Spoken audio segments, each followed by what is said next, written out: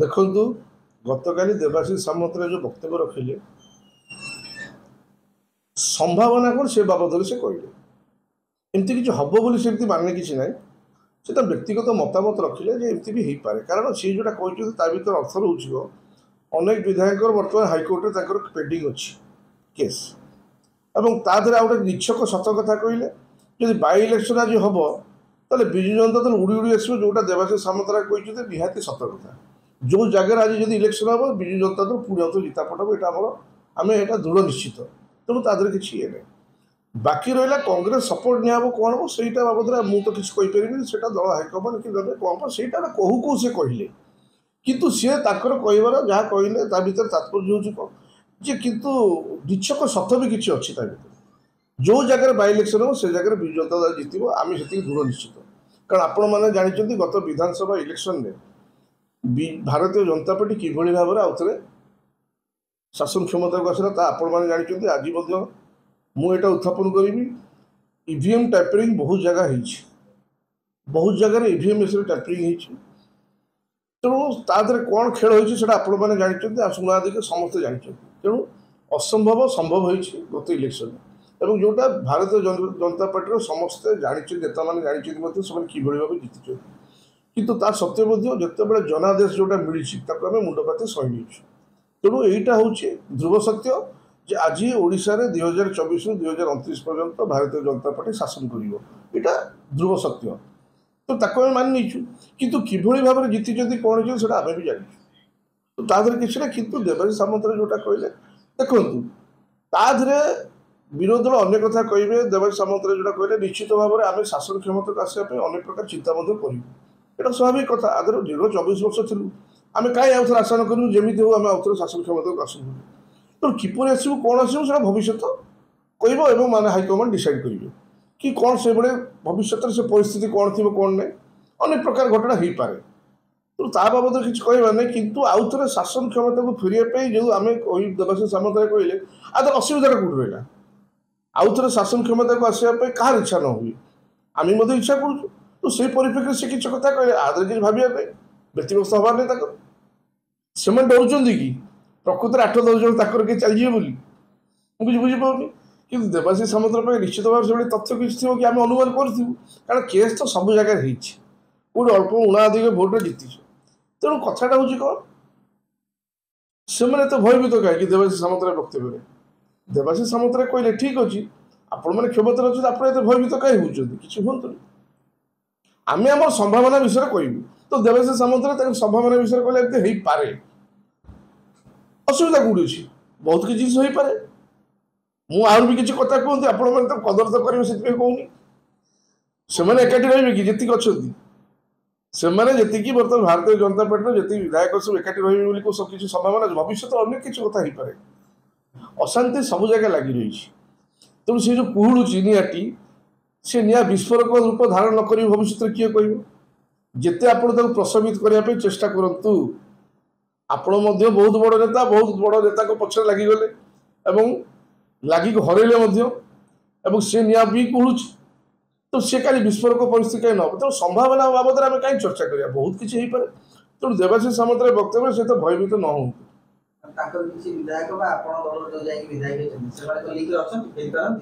ଦେଖନ୍ତୁ ମୁଁ ତ ଆମେ ତ ଆଗରୁ କହିଥିଲୁ, ଯେଉଁମାନେ ନବୀନ ବାବୁଙ୍କୁ ଛାଡ଼ିକି ଯାଇଛୁ, କିଛି ନହେଲେ ସ୍ନେହ ସଦା ଆଦର ସବୁ ମିଳିଥିଲା ଏ ଦଳରେ, କିନ୍ତୁ ଆପଣମାନେ ଯେତେବେଳେ ଯାଇକି ଭାରତୀୟ ଜନତା ପାର୍ଟିରେ ମିଶିଲେ, ଯେଉଁମାନେ ଛାଡ଼ି ଯାଇଛନ୍ତି ଆଜି ସେମାନଙ୍କ ଅବସ୍ଥା ଦେଖନ୍ତୁ।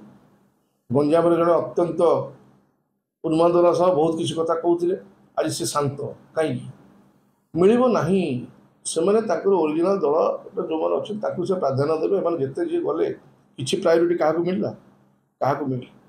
7 ସ୍ଥାନ ନୂଆ ନୂଆ ଯିଏ ଯାଇଛନ୍ତି ମନ୍ତ୍ରୀ ପଦ ପାଇଛନ୍ତି, କିନ୍ତୁ ଯେଉଁମାନେ ଅଭିଜ୍ଞ ବହୁବାର MLA ହେଇଛନ୍ତି କିନ୍ତୁ ଦଳ ତ୍ୟାଗ କରି ତାଙ୍କ ଦଳ ବିଧାୟକ ହେଇଛନ୍ତି ତାକୁ ସେତିକି ସମ୍ମାନ ମିଳିଲା? ମିଳିଲାନି। କିନ୍ତୁ ଏଠି ସମ୍ମାନ ପାଉଥିଲେ। ତେଣୁ କଥା ହେଉଛି ସେମାନେ ତାଙ୍କ ଦଳ ଲୋକଙ୍କୁ ପ୍ରାୟୋରିଟି ଦେବେ, ଏଇଟା ନିହାତି ସତ୍ୟ କଥା। ତେଣୁ ଅନେକ କିଛି ସମ୍ଭାବନା ହେଇପାରେ। ସମ୍ଭାବନା ବାବଦରେ ଆମେ କାହିଁ ଦେଖିବା? ଏ ରାଜନୀତିରେ ବହୁତ କିଛି ଘଟଣା ଘଟୁଛି।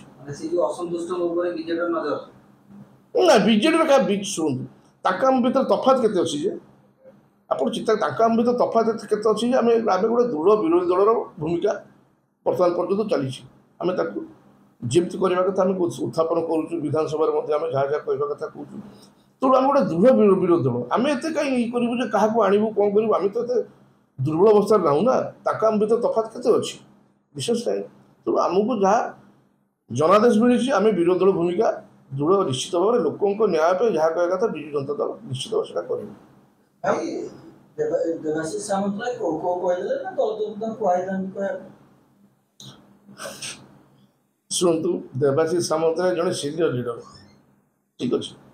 ସେ ଦଳର କନିଷ୍ଠ କର୍ମୀ ନୁହନ୍ତି ଯେ ତାଙ୍କୁ କୁହାହବ ଏହା କୁହାଯାଉ। ଯେଉଁ ଆପଣ ଯେଉଁ କହୁଛନ୍ତି ତାକୁ କୁହାହେଇଥିବ, କିଛି କୁହାହେବନି। ସିନିୟର ଲିଡର, ଯଥେଷ୍ଟ ଅଭିଜ୍ଞ।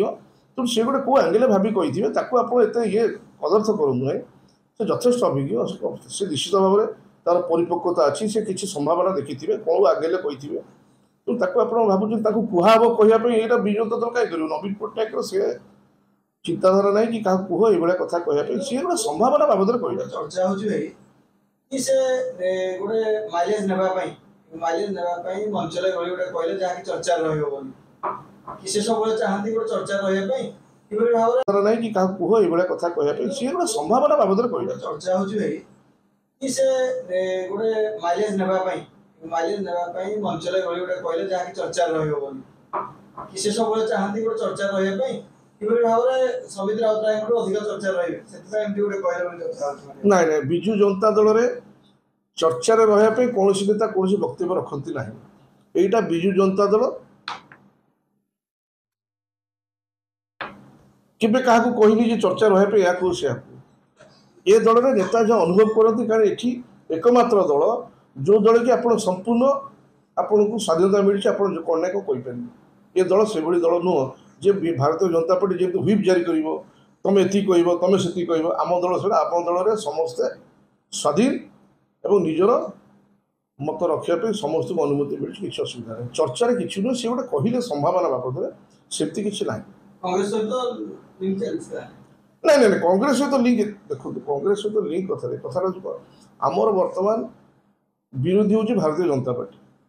ତ ଭାରତୀୟ ଜନତା ପାର୍ଟି କି ହରାଇବା ପାଇଁ ଆମେ ଯାହା ଯୋଜନା କରିପାରିବୁ, ଯେହେତୁ ଆମେ ବିରୋଧୀ ଦଳରେ ଅଛୁ, ସେମାନେ ଶାସକ ଦଳରେ ଅଛନ୍ତି।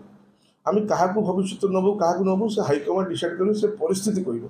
ଆପାତତଃ ବର୍ତ୍ତମାନ ପରିସ୍ଥିତି ତାହା ନାହିଁ। ଆମେ ଆମ ଜାଗାରେ ଅଛୁ। ଆମେ ଆମର ଭୂମିକାଟା କେମିତି ଠିକ୍ସେ କରିବୁ, ଲୋକଙ୍କୁ ଯେଉଁଠି ନ୍ୟାୟ ନ ମିଳିବ ବିଜୁ ଜନତା ଦଳ କେମିତି ସ୍ୱର ଉତ୍ତୋଳନ କରିବ, ସେ ବାବଦରେ ଆମେ ଚିନ୍ତା କରୁଛୁ।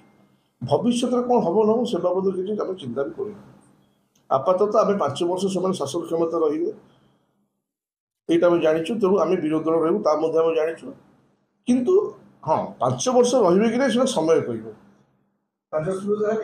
5 ବର୍ଷ ତାକୁ ଜନାଦେଶ ମିଳିଛି ଏବଂ ଆମକୁ 5 ବର୍ଷ ଜନାଦେଶ ମିଳିଛି, ଆମେ ବିରୋଧୀ ଦଳ ରହିବୁ।